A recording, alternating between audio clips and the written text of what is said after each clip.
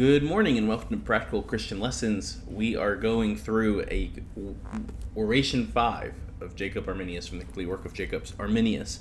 That's why we have the headphones on. If you're new to these, it's because we play some music in the background. I encourage you to find some wordless music or something you can enjoy listening to that won't take your attention away as we are going through this, and get yourself a non-sponsored drink.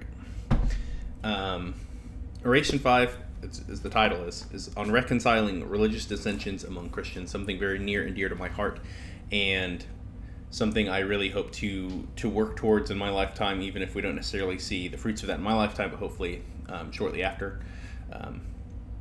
But it's a big important thing for a lot of, especially now in the modern day, in the face of, right, we recognize that there are so many distinct church bodies that are truly part of the body of Christ. So how do we approach our differences and reconcile them as best we can and have community and communion with each other as best we can? Very big, important question. A few quick announcements. Feel free to check out our Discord server where you can inquire more about stuff exactly like this, and there will be a link in the doobly-doo below for this reading as well. It's available online for free, and we are going through, and I forget every time, the Anthony Yule translated one, edited one. And so far they've lined up with the online readings as best they can. I will always be linking those with these readings as well. For anyone who has a physical copy like this, page 55 is where we're going to be starting today. And the reason I kind of want to push for like our Discord and stuff is, of course, it's open to atheists and agnostics, but especially to fellow Protestants. This is a big, important question that we need to address in our time, and that's a place we could discuss it and research those exact type of things. And that is kind of it. Feel free to send that to others as well, get them in there, and feel free to follow along on our Methodist 25 article series as we're walking through those. Oration 5. Never since the first entrance of sin into the world have there been any ages so happy as not to be disturbed by the occurrence of some evil or other. And on the contrary, there has been no age so embittered with calamities as not to have had a sweet admixture of some good, by the presence of the divine benevolence renewed towards mankind. The experience of all ages bears witness to the truth of this observation, and it is taught by the individual history of every nation. If, from a diligent consideration of these different histories and a comparison between them, any person should think fit to draw a parallel of the blessings and of the calamities which have either occurred at one and the same period, or which have succeeded each other, he would in reality be enabled to contemplate, as in a mirror of the greatest clearness and brilliancy, how the benignity of God has at all times contended with his just severity, and what a conflict of goodness of the deity has always maintained with the perversity of man.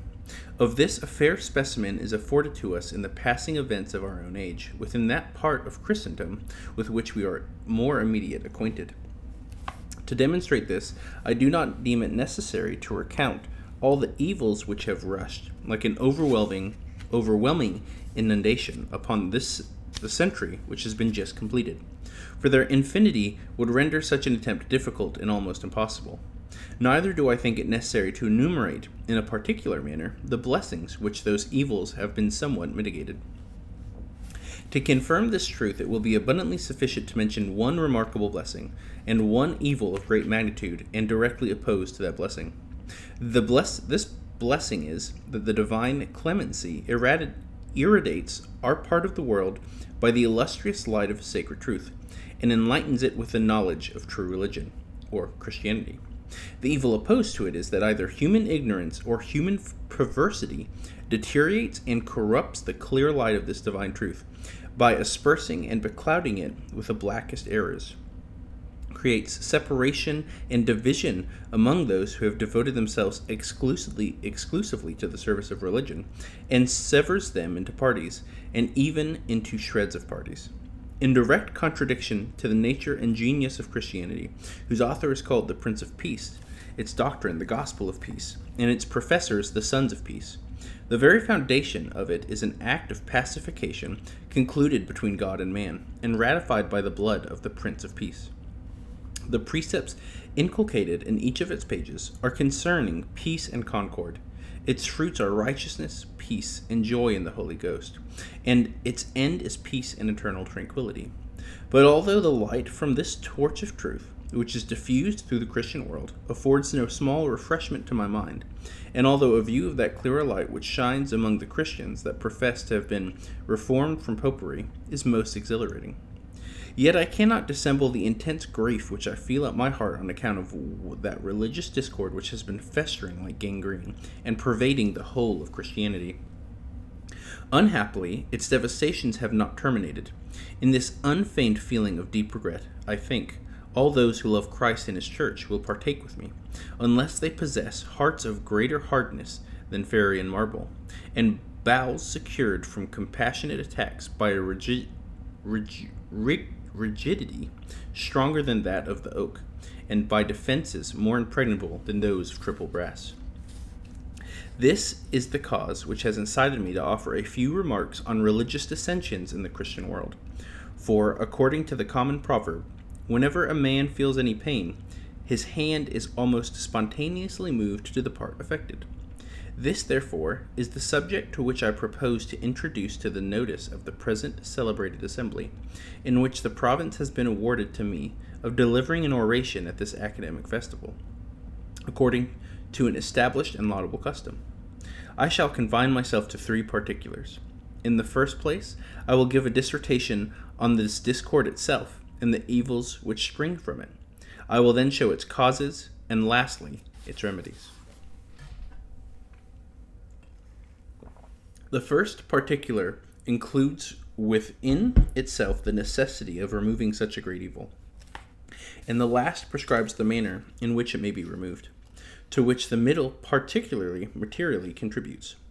The union of the whole together explains and justifies the nature of the design which I have now undertaken. I humbly pray and entreat that the God of peace, that he will, by his spirit and truth of peace, be present with me while I am well engaged in speaking, and that he will govern my mind and direct my tongue, that I may utter such things as may be pleasing to him and salutary to the Church of Christ, for the glory of his name and our mutual instruction. I likewise prefer a request to you, my very famous and accomplished hearers, that you will deign to grant me your favorable attention while I glance at each of those particular with much brevity, and discharge the office of a director to you rather than that of an orator, lest I trespass on your patience. 1. Union is a great good. It is indeed the chief good, and therefore the only one, whether we separately consider each thing of which it is composed, or more of them contained together by a certain social tie or relation between themselves. For all things together, and each thing separately, are what they are by that very thing by which they are one, and by this union they are preserved in what they really are.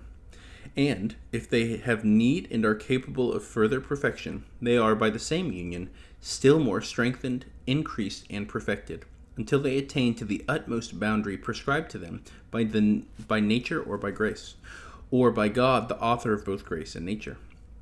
Of such certainty is this truth, that even the blessedness of God consists in that union by which he is one, and always present with himself, and having all things belonging to him present together with him.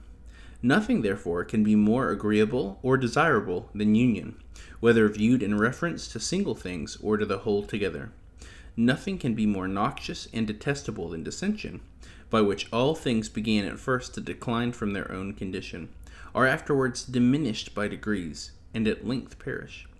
But as there are differences of good, so there are likewise of union. More excellent than another is that good which in its own nature obtains that preeminence above the other, on account of its being more general and durable, and on account of its approaching more nearly to the chief good. In like manner, that union is also more excellent which consists of a thing of greater excellence, belongs to many, is more durable, and unites itself most intimately with the deity. The union of true religion is therefore one of the greatest excellence. But as those evil things which are opposed to the good things of greatest excellence are the very worst of their kind, so no discord is more shocking and hideous than that about religion. The truth of this remark is confirmed by the inward nature of this discord, and it's further manifested most clearly by the effects which proceed from it. 1. We shall see its nature in the object of discord, in the ready inclination for this object, which is evinced by the discordant partisans, in its extensive range, and in its long continuance. The Christian religion is the object of this discord or dissension. When viewed with respect to its form, this religion contains the true knowledge of the true God and of Christ, and the right mode in which both of them may be worshipped. And when viewed with regard to its end, it is the only medium by which we can be bound and united to God and Christ, and by which, on the other hand, God and Christ can be bound and united to us. From this idea of connecting the parties together, the name of religion is derived, in the opinion of Lactantius. In the term religion, therefore, are contained true wisdom and true virtue, and the union of both with God as the chief good, in all of which is comprehended the supreme and the only happiness of this world, and of that which is to come. And not only in reality, but in the estimation also of everyone on whose mind of a notion of religion has been impressed, that is, on the whole of mankind. Men are distinguished from other animals not by reason, but by a genuine character much more appropriate and indeed peculiar to them, and that is religion, according to the authority of the same Lactantius. But if bounds be imposed on the desire towards anything by such an opinion of its value as its preconceived mind, an inclination of propensity towards religion is deservedly entitled to the highest consideration, and holds the preeminence in the mind of a religious person. Nay, more than this, if, according to St. Bernard and to truth itself, the measure to be observed in loving God is to love him without measure, a propensity or inclination towards religion, of which the chief and choicest part consists of love to God and Christ, is itself without bounds. For it is at once illimitable and immeasurable. This is tantamount to the declaration of Christ, the author of true religion, who said, "If any man come to me, and hate not his father and mother, and wife and children, and brethren and sisters, yea, and his own life also, he cannot be my disciple." Luke 19:26. 14:26.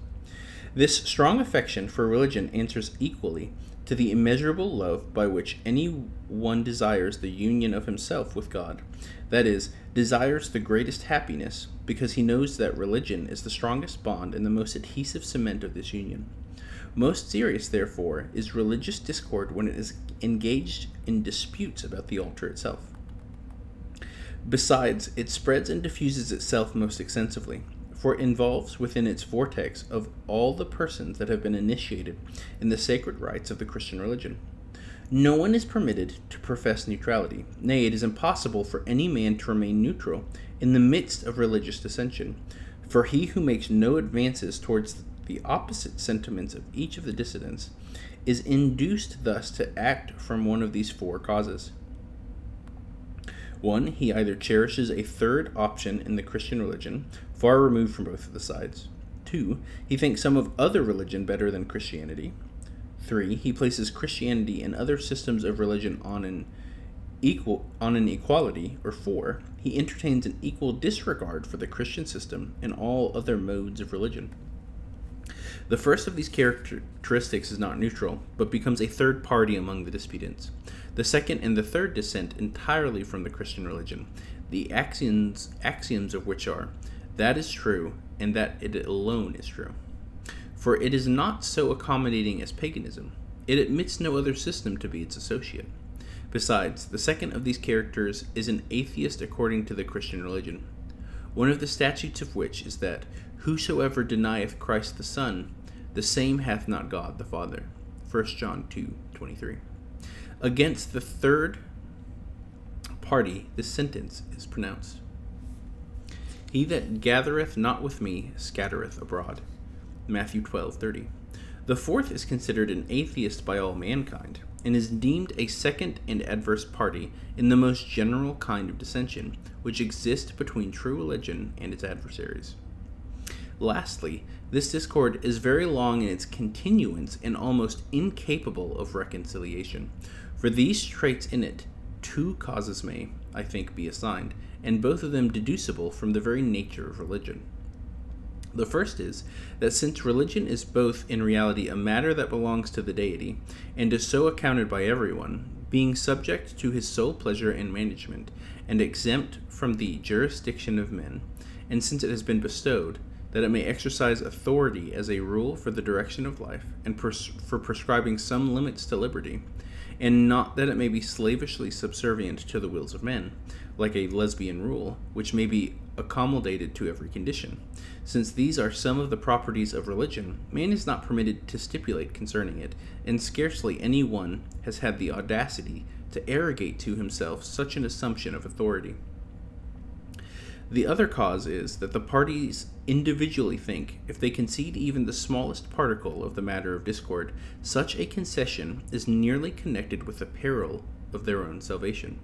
But this is the genius of all separatists, not to enter into any treaties of concord with their adversaries, unless they be permitted to have life at least, and liberty secured to them inviolate. But everyone thinks that his life, that is, his spiritual life, and the liberty which is proper for that life are included in religion and its exercise. To these a third cause may be added, which consists of the opinion that each party supposes life and eternal salvation to be denied to them by their opponents. From this circumstance, because those opponents disapprove their religion, and when it is compared with their own, they treat it with the utmost contempt.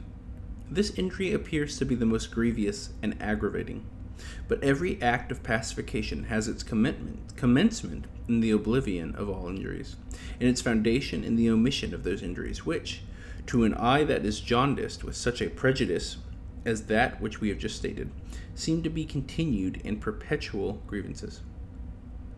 When the nature and tendency of this species of discord have become quite apparent to worldly-minded rulers, they have often employed it, or at least the semblance of it, for the purpose of involving their subjects in enmities, dissensions, and wars, in which they had themselves engaged in for other reasons.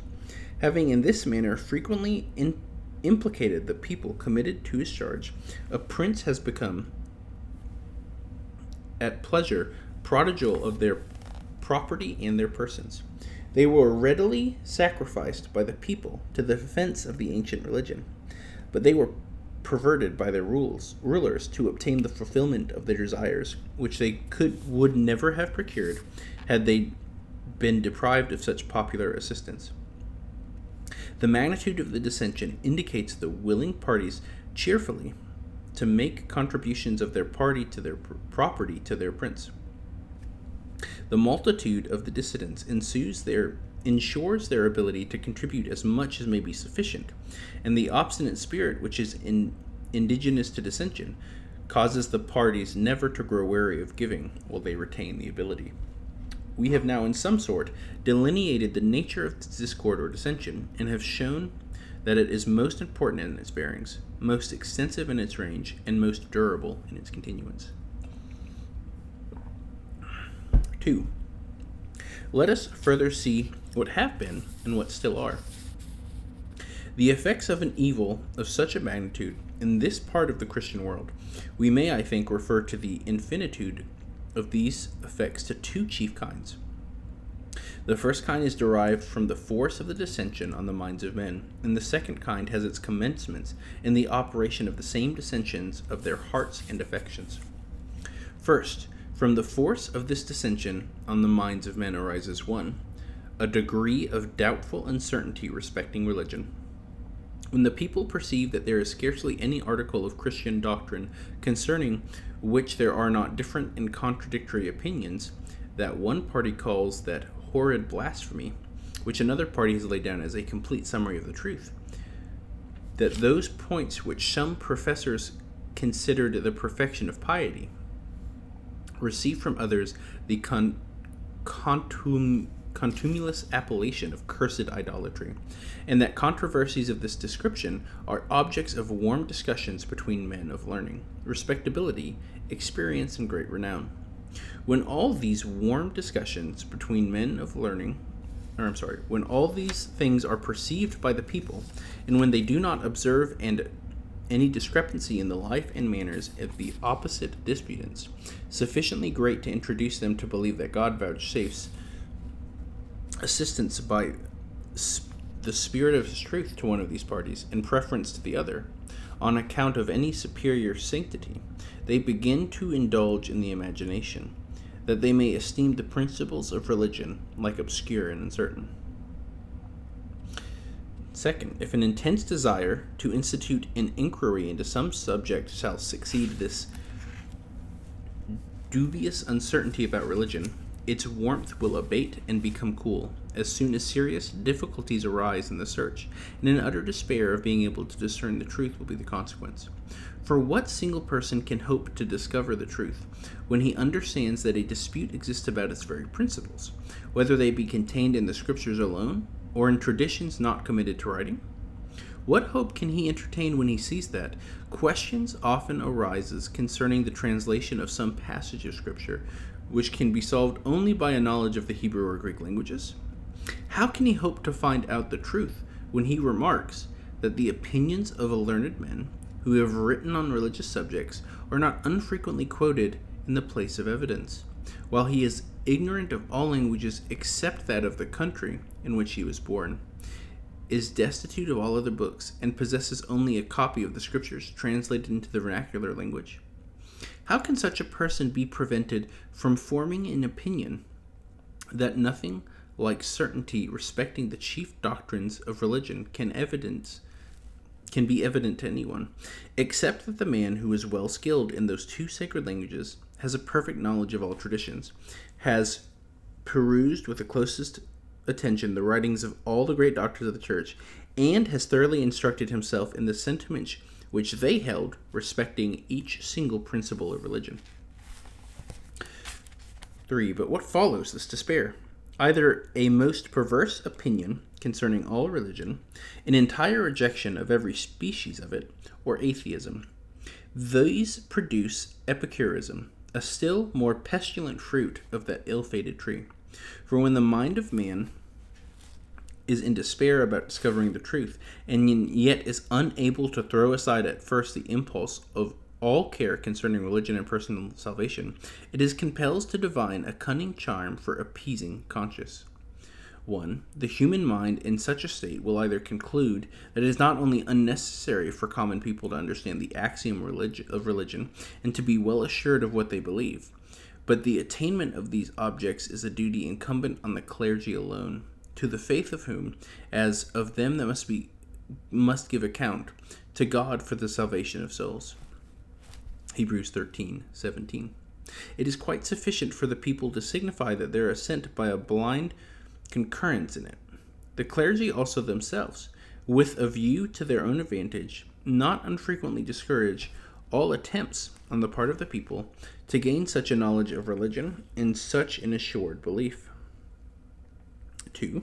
Or the mind in such circumstances will gain such a knowledge of religion, or the mind in such circumstances will persuade itself that all worship paid to God with the good intention of a devout mind is pleasing to him, and therefore, under every form of religion, provided such good intention be consciously anxiously observed, a man may be saved, and all sects are to be considered as placed in a condition of equality.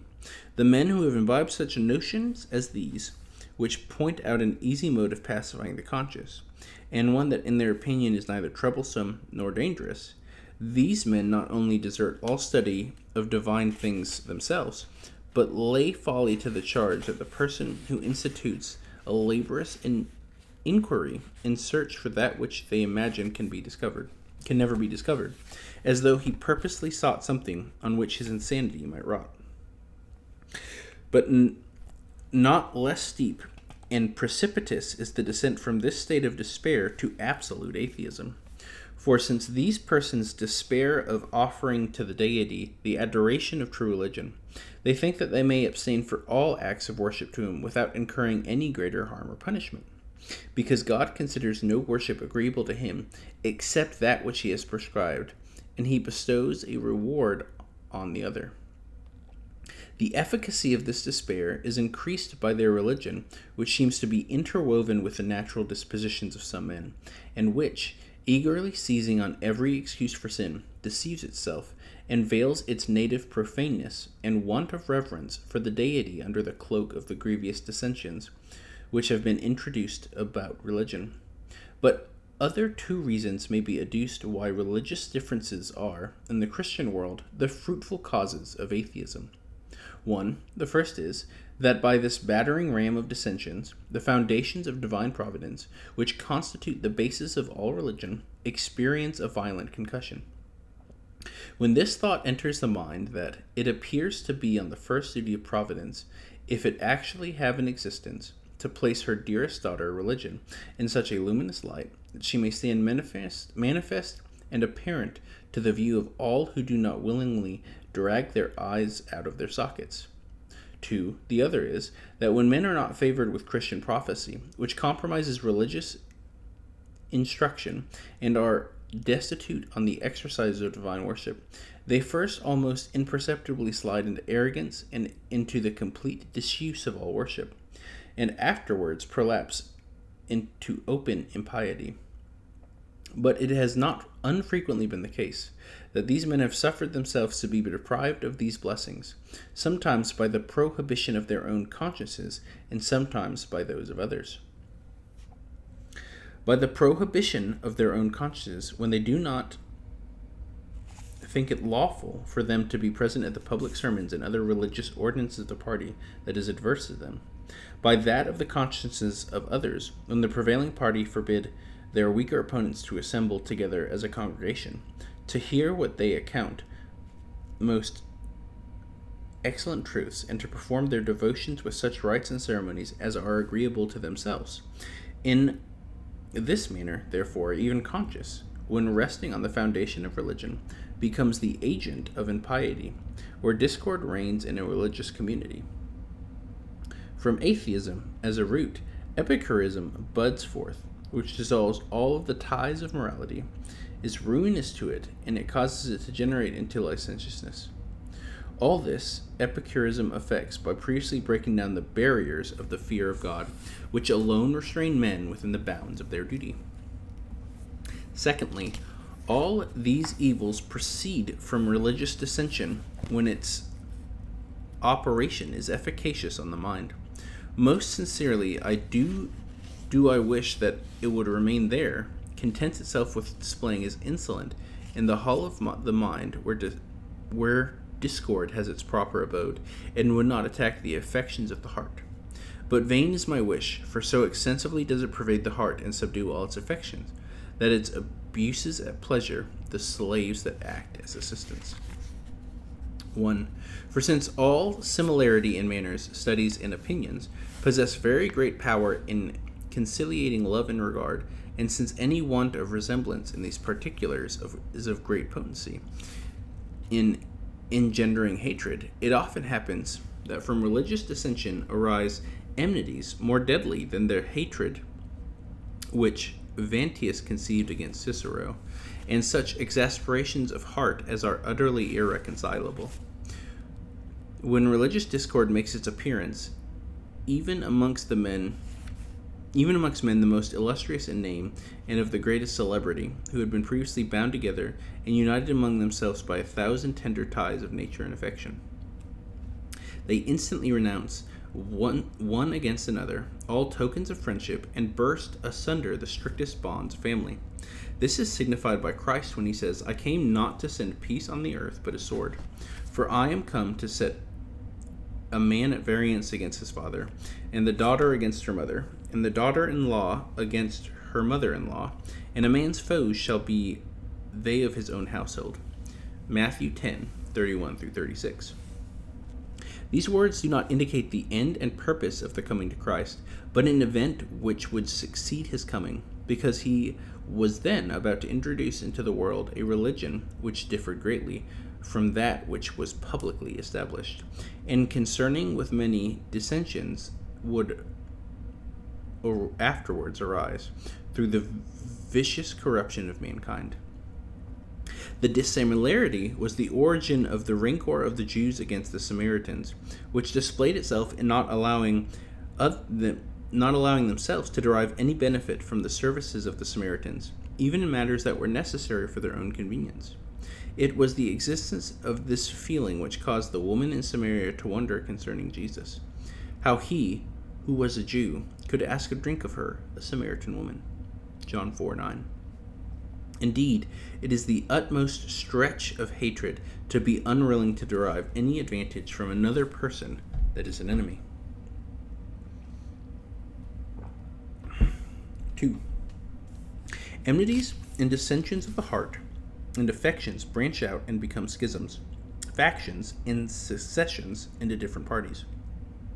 For as love is an affection of union, so is hatred an affection of separation. These synagogues are erected, consecrated, and thronged with people in opposition to other synagogues, churches against churches, and altars against altars. Neither party wishes to have intercourse with the other. This is also the reason why we frequently hear expressions entirely similar to those which were clamorously echoed through the assembled multitudes of the children of Israel when they were separating into parties. To your tents, O Israel, for your adversaries have no portion in God, nor any inheritance in his Son, Christ Jesus. 1 Kings 7:16.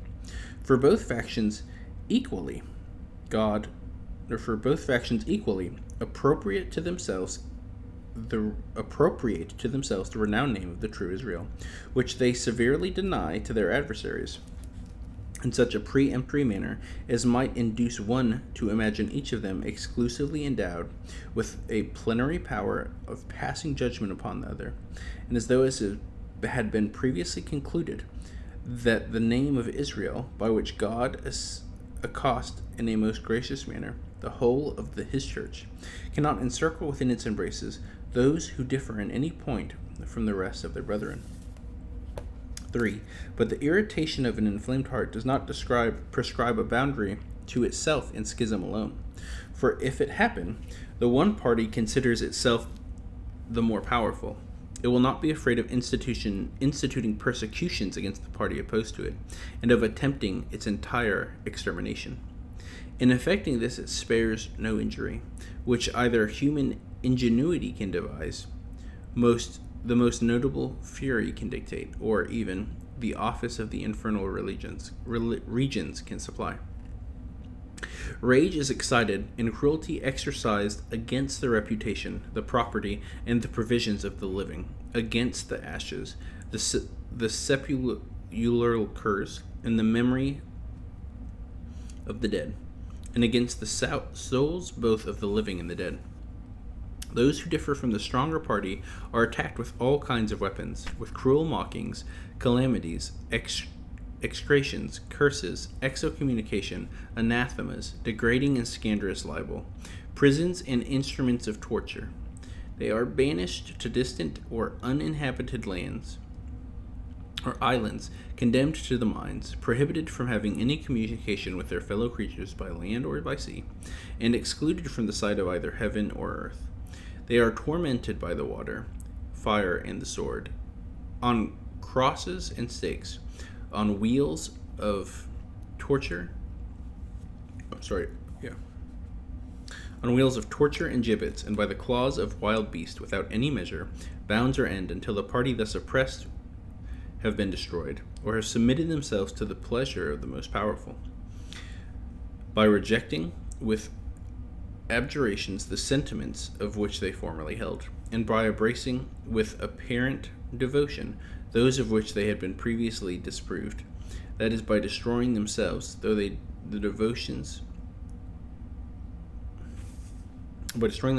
hypocritical profession which had been extolled from them by violence. Call to mind how the heathens persecuted the Christians, and the persecuting conduct of the Arians against the Orthodox, of the worshippers of images against the destroyers of images, and vice versa. That we may wonder to no great distance, let us look at what has occurred within the period of our recollection and that of our fathers in Spain, Portugal, France, England, and the Low Countries. And we shall confess with tears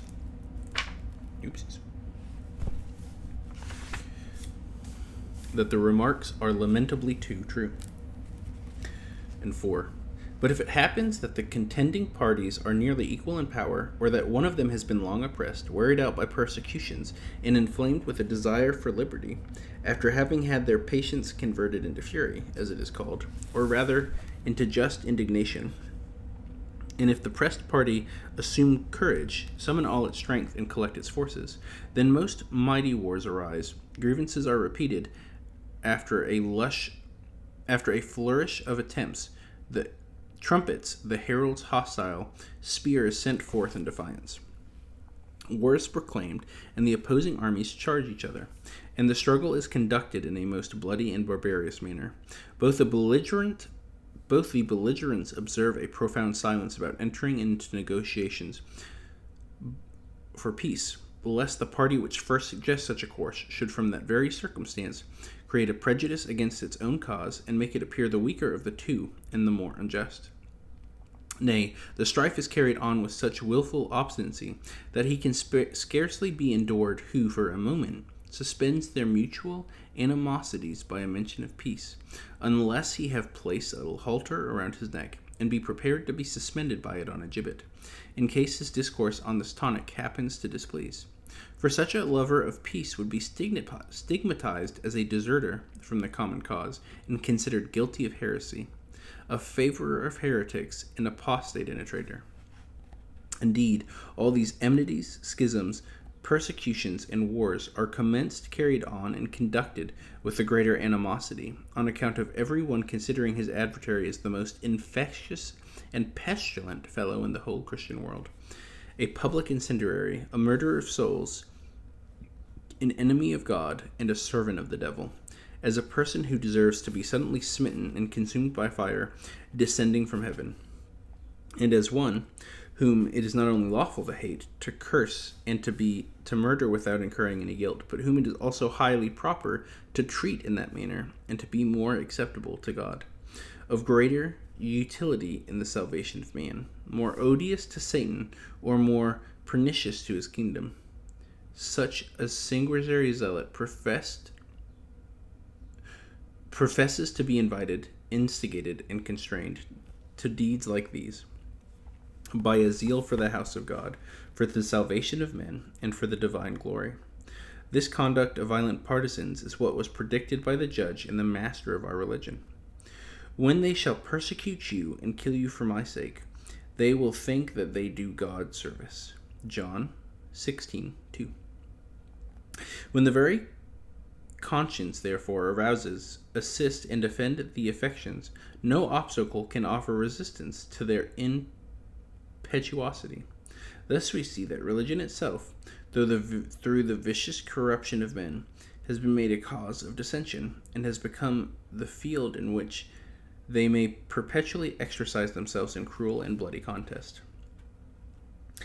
If, in addition to these things, some individuals arrogate to himself, and, with the consent of a great multitude, usurp authority to prescribe laws with respect to religion, to strike with a thunderbolt of excommunication whoever he pleases, to dethrone kings, to absolve subjects from their oaths of allegiance and fidelity, to arm them against their lawful rulers, to transfer the right over the dominions of one prince to others who are his sworn confederates, or to such as the prepared to seize upon them in the first instance, to pardon crimes however great their enormity may be, and whether already perpetrated or to be hereafter committed, and to canonize ruffians and assassins.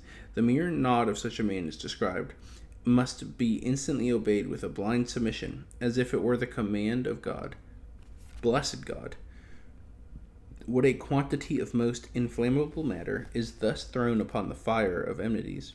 Therefore, not without just reason that a man may exclaim, it is possible that religion can have persuaded men to introduce this great mass of evils. And I think that'll be a good spot to leave it for today. We're at 40 minutes, and we will hopefully wrap this up next time, or maybe have 2 more parts. And as will happen often with these, I don't have as much commentary or recap with these. I I expect that this is not just a bunch of random people who have never heard of Jacob Arminius coming to hear these, though I'm sure that'll be some people. That this will probably be people who are maybe a bit more familiar with the language that Jacob Arminius is using. This isn't even translated into modern English, and Jacob Arminius was not speaking English. He's translated, I believe, from the Latin text, which is a translation of his Dutch text. And Jacob Arminius were in both those. So you'll have words throughout that, if they sound funny to you, it is because they probably are funny now in our modern language. So if you hear something and you're like, that's not how we normally use that word, go back, look into it, and see how they were using it at the time. But that is all for that. You will find, if you want to go through any of our other readings of Jacob Arminius here on the channel, they're all in one playlist here on the channel. So far, there is one big playlist that'll have all of them as we work through all 30 of the volumes of Jacob Arminius writings, and then we'll have a playlist for each individual volume as we work through them. As you can tell, we're still working through volume 1, so it'll be a while before we get through these, but they'll be there and hopefully enjoyable for everyone. You guys have a wonderful day, and God bless.